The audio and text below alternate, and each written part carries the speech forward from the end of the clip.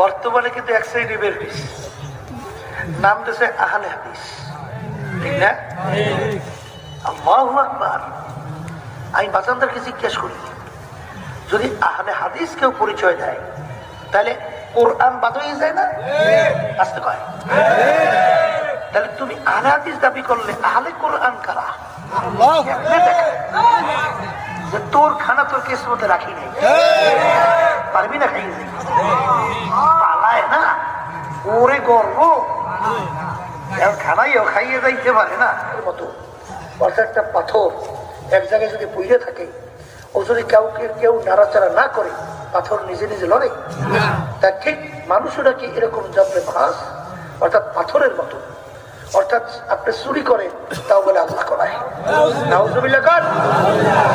আপনি ডাকাতি করেন তাও বলে আল্লাহ করায়, যত খারাপ কাজ তাও নাকি সব আল্লাহ করায়।